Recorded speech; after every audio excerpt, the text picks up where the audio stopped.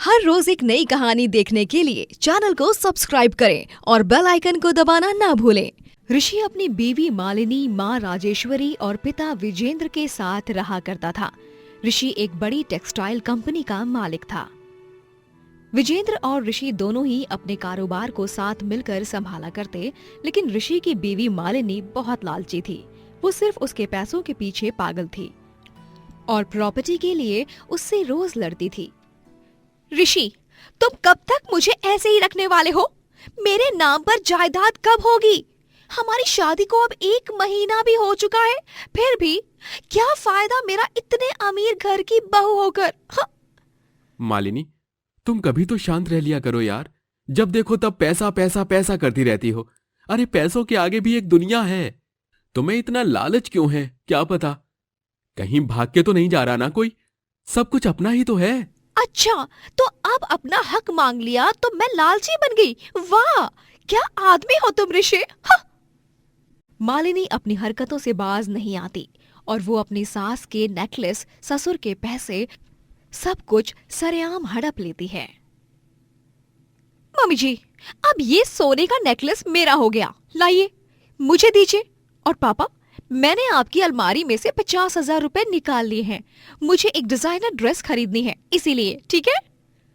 हे भगवान, अरे तू पगला गई है क्या बहू?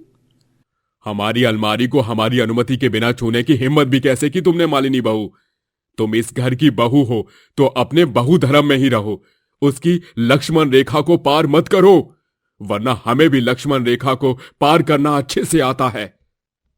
मालिनी के बढ़ते लालच को देखकर ऋषि एक दिन एक फैसला लेता है और वो उसे छोड़ देता है।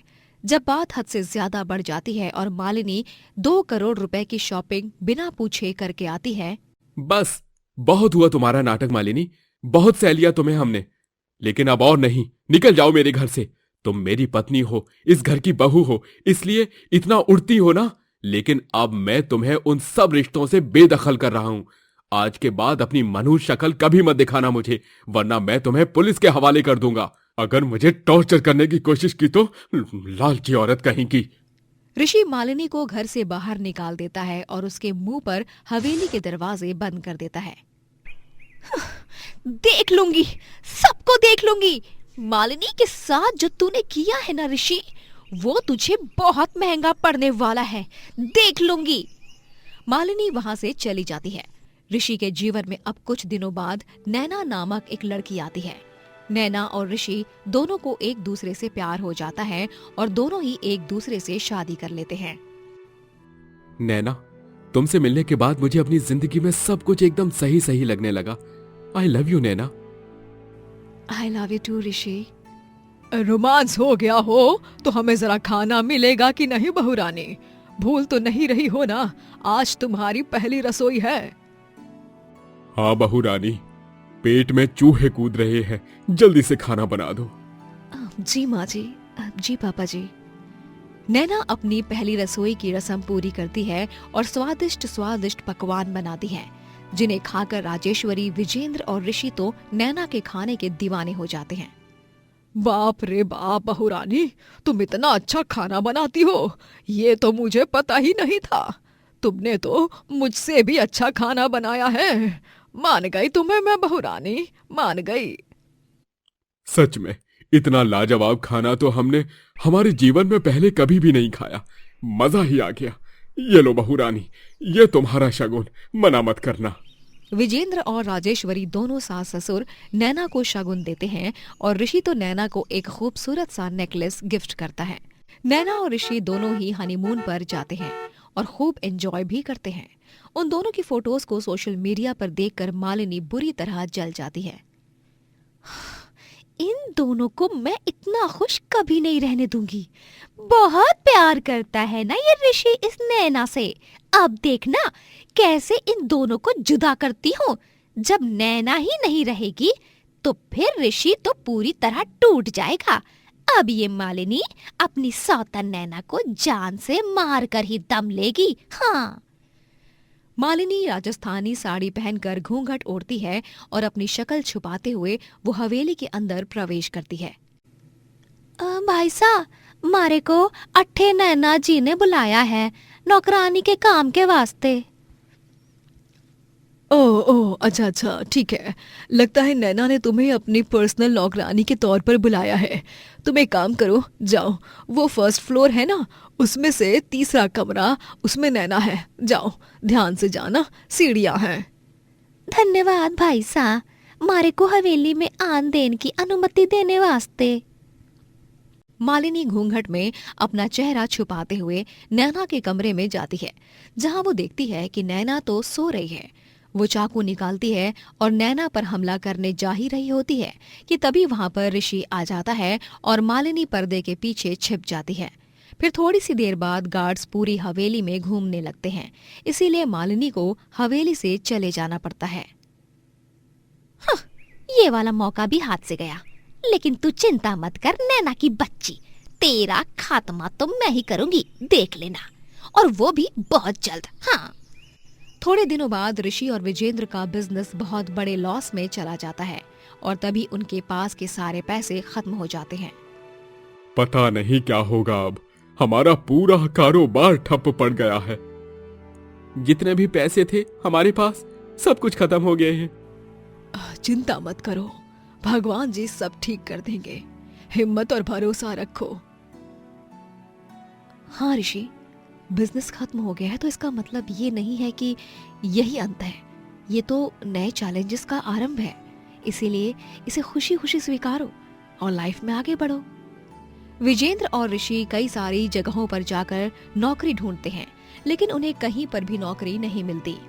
उनकी आर्थिक समस्या इतनी बढ़ जाती है कि उन्हें हवेली छोड़कर एक छोटे से मकान में रहना पड़ता है। तभी नैना एक फैसला लेती है। माँ जी, पापा जी, ऋषि, मैंने कुछ सोचा है। मैं एक ढाबा खोलूंगी जिसमें खाना बनाकर मैं बेचा करूंगी और पैसे कमाया करूंगी। एक ढाबा? लेकिन नैना, तुम्हें ये सारी दिक्कत लेने की कोई जरूरत नहीं है। मैं और पापा है ना, हम इस मुसीबत भरे समय से बच निकलने का कोई ना कोई रास्ता जल्द से जल्द ढूंढ निकालेंगे। नहीं ऋषि, मैं ढाबा खोलकर किसी दिक्कत को बुलावा नहीं दे रही हूँ। मैं अच्छा खाना बनाती हूँ और बस अपनी इसी कला को अपने प्रोफेशन में बदल रही हूँ। ढाबा चलाने से घर में 2 पैसे आएंगे और तब तक पापा जी और तुम्हारी भी कहीं किसी अच्छी जगह नौकरी लग जाएगी। बस। घर वाले नैना की इस बात पर सहमति जताते हैं और नैना अपना एक छोटा सा ढाबा खोलती है, जहां वो बढ़िया खाना बनाकर बेचने लगती है और सभी बड़े ही मजे से उसका खाना खाते हैं। ओहो, हाँ, अरे इतना लजीज और मजेदार खाना तो मैंने जीवन में पहली बार खा रहा हूँ। अरे शुक्रिया नैना जी, इस स्वादिष्ट खाने को हमें खिलाने के लिए और आपका ये सुंदर सा ढाबा खोलने के लिए। वाकई में आपका ढाबा नंबर 1 ढाबा है। जी शुक्रिया। कुछ ही दिनों के अंतर्गत नैना का ढाबा पूरे गांव में मशहूर हो जाता है और मालिनी को इस बात से बहुत जलन महसूस होती है और वो मौके का फायदा उठाते हुए रात के समय नैना के ढाबे के बाहर तक पहुंच जाती है, हाथ में केरोसिन का डिब्बा और माचिस लिए। हाँ, आज मैं अपनी सौतन का ढाबा जलाकर राख कर दूंगी। हाँ, और इसी के साथ राख हो जाएगी उसकी और पूरे परिवार की खुशियां भी। मालिनी ढाबे को आग लगाने जाती है, लेकिन वो आग उसी को पकड़ लेती है और ढाबे को कुछ हुए बिना मालिनी के चारों तरफ से आग लग जाती है और वो आग में फंस जाती है। नहीं, बचाओ, बचाओ, कोई है।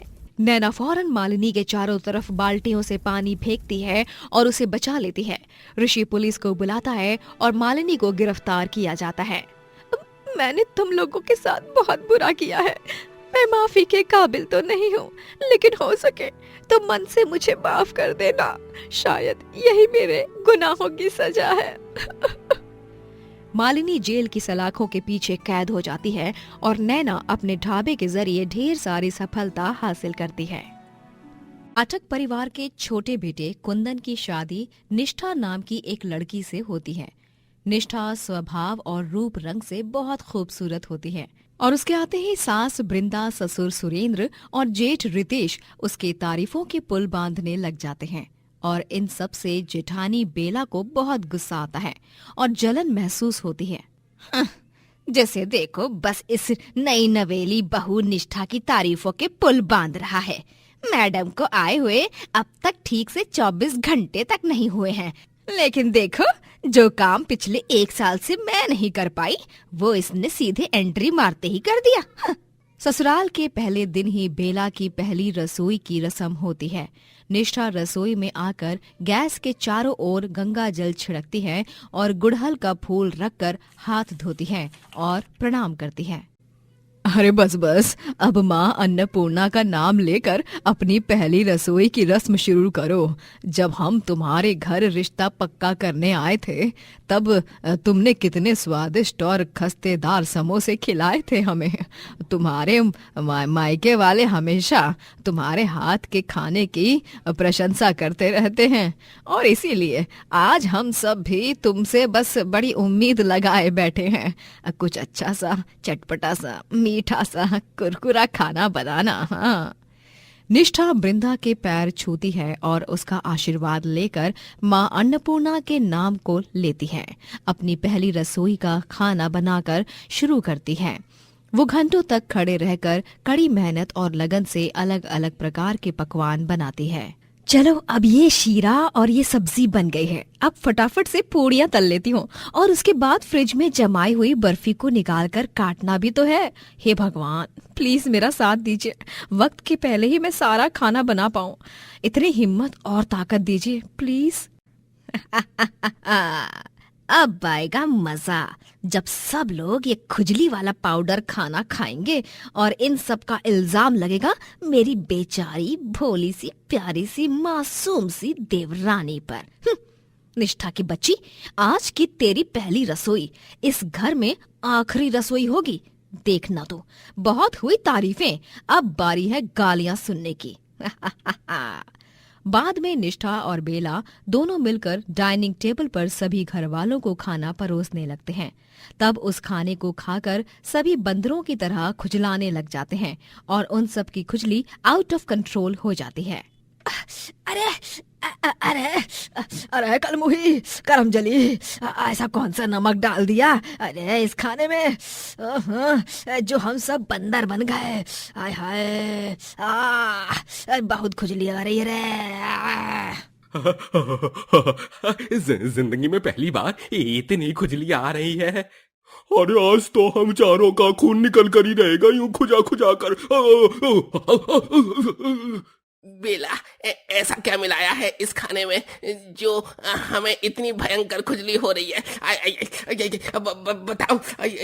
पगला गए हो क्या रितेश जी?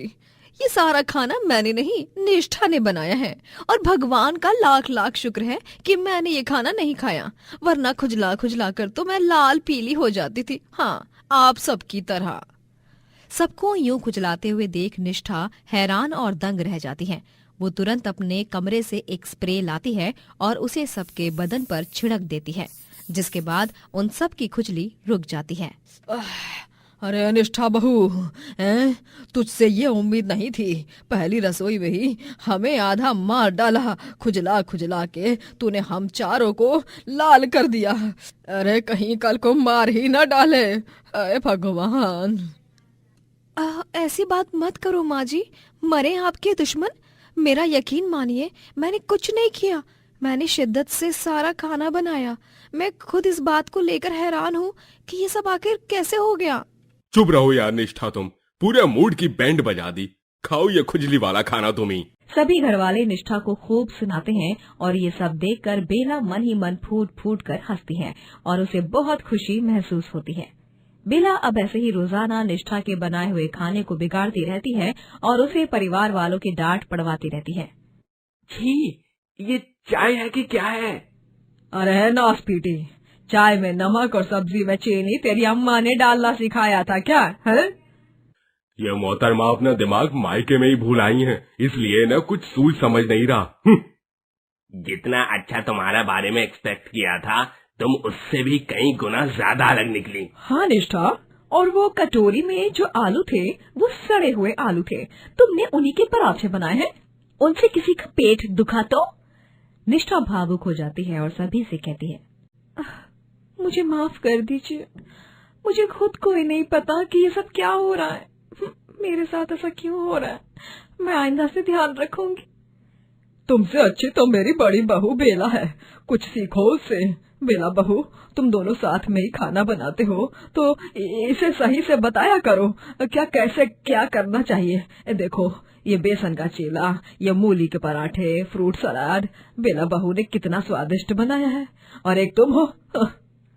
निष्ठा को बहुत बुरा लगता है और वो रसोई के एक कोने में बैठकर बहुत रोती है।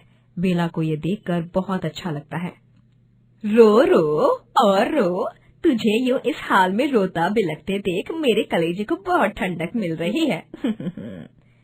एक दिन तो बेला निष्ठा के बनाए सब्जी में इतना सारा गैस पाउडर मिला देती है कि जब सारे घर वाले उसे खाते हैं तो उन्हें गैस की दिक्कत हो जाती है और घर भर में बदबू फैल जाती है। हाय हाय, ऐसा क्या मिला दिया इस सब्जी में निष्ठा बहू कि हम सब बॉम्ब पे बॉम्ब फोड़ने जा रहे हैं। बाप रे बाप, लाइफ में पहली बार इतना नॉन स्टॉप पाद मार रहा हूँ मैं। निष्ठा, दिस इज टू मच। छी छी छी निष्ठा, देखो तुम्हारे कारण पूरे घर में ऐसा धुआं फैल गया है। गैस के कारण सबकी तबीयत खराब हो जाती है और पेट खराब हो जाता है। निष्ठा को कुछ समझ में नहीं आ रहा था कि आखिर उसके साथ क्या हो रहा था और ये सब कैसे हो रहा था।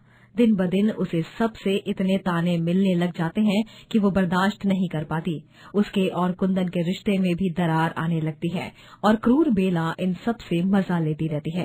एक दिन सभी बाहर गए होते हैं और घर में सिर्फ बेला और निष्ठा ही रहते हैं। तभी जब बेला रसोई में अपने लिए चाय बना रही होती है, तभी उसका पल्लू उड़कर गैस पर चला जाता है और वो आग पकड़ लेता है। बचाओ, आग, बचाओ! बेला गला फाड़ फाड़ कर चीखने चिल्लाने लगती है और इन सब में उसके हाथ से तेल की बोतल नीचे गिर जाती है और सारा तेल फर्श पर गिर जाता है और पल्लू की आग अब फर्श पर भी आ जाती है और पूरी रसोई में चारों तरफ आग लग जाती है। तभी वहाँ निष्ठा पहुँचती है और ये दृश्य देखकर वो एकदम से भौचक्का हो जाती है। आग! अरे कोई मुझे बचाओ, मैं आग में फंस गई हूँ। बचाओ रितेश जी, माँ जी, बचाओ ना। बेला दीदी, आप घबराइए मत, बस हिम्मत मत हारिए, मैं आपको बचा कर रहूंगी। निष्ठा फौरन पानी का पाइप नल से लगाती है और पाइप से पूरी रसोई में पानी छोड़ती है और शॉल ओढ़कर खुद आग में कूद जाती है और बेला की साड़ी पर भी पानी डालती है और उसे बचाकर आग से बाहर निकालती है। बाद में जब सब सामने आ जाते हैं तभी, निष्ठा, मुझे माफ कर दो, मैं आप सबको एक बात बताना चाहती हूँ। निष्ठा बुरा खाना नहीं बनाती, वो तो मैं थी जो इसके बनाए खाने में कुछ न कुछ मिलाती थी और इसे बुरा बनाती थी ताकि इसे आप सबकी डांट पड़े। लेकिन आज मुझे बचाने के लिए तुमने अपनी जान जोखिम में डाल दी। मुझे कम चोट आई और तुम्हें हर तरफ चोट आई। मुझे माफ कर दो निष्ठा, मैं हाथ जोड़ती हूँ, मुझे माफ कर दीजिए आप सभी। हाथ मत जोड़िए बेला दीदी, आपको अपनी गलती का एहसास हो गया, मेरे लिए वही बहुत है। मैं आपको अपनी बड़ी बहन की तरह मानती हूँ। आइए जपी दीजिए मुझे अब एक। निष्ठा बेला को माफ कर देती है और दोनों देवरानी जेठानी एक दूसरे के गले लगती हैं और उस दिन के बाद से दोनों भी खुशी खुशी साथ में रसोई में खाना बनाती हैं। दोस्तों, अगर आपको ये कहानी पसंद आई तो लाइक करें, शेयर करें और कमेंट करके बताएं कि कहानी में आपको सबसे अच्छा क्या लगा।